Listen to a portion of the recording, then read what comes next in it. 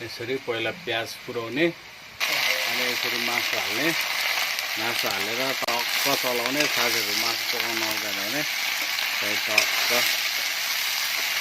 गर्ने, मासु पकाउने चाहिँ यसरी सिक्ने।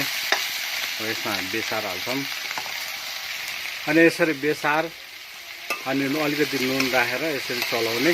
टक्क चलाउनु होला राम्रोसँग, चलाएर यसरी राम्रोसँग चलाउनु होला। तलको माथि, माथिको तल राम्रोसँग चलाउनु होला। तपाईँहरूले मासु पकाउनु आउँदैन भने, कोही कसैलाई आउँदैन भने यसरी पकाउनु होला। यो चाहिँ अर्ग्यानिक, गाउँमा कसरी पकाउने हो त्यसरी हाम्रो चाहिँ अर्ग्यानिक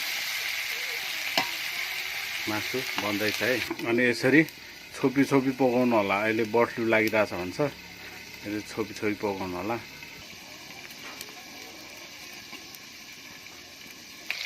अनि यसको चाहिँ जिरा, हाम्रो चाहिँ अर्ग्यानिक जिरा, अदुवा अनि हाल्नुपर्ने अब मरमसला सबै हालेको छ। सबै भन्नाले ल्वाङ, सिक्मेल, अदुवा यस्तो हालेको छ है। हाम्रो चाहिँ लसुन चाहिँ अब प्रायः हाल्दैन, लसुन हाले झन् राम्रो है। लसुन हाल्नुपर्छ, त प्रायः हाल्दैन। नहाल्नुको कारण हाम्रो यता देउतालाई पनि चल्दैन भन्छन्, त्यही भएर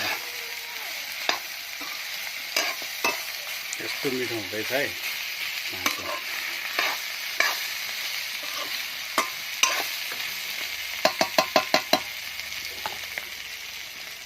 अब हामी यसमा गोलभेडा राख्छौँ। गोलभेडा राखेर हामी यसलाई चाहिँ चलाइदिन्छौँ। यसरी यसलाई एकचोटि छोप्छौँ। यो गोलभेडा हालेर राखेको थियो अघि, अब यसो चलाउने।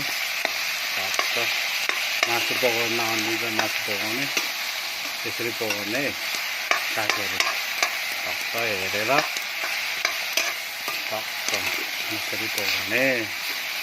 यस्तो मिठो मिठो हुन्छ, हेर्दा पनि खाउँ लाग्ने हुन्छ। अब म चाहिँ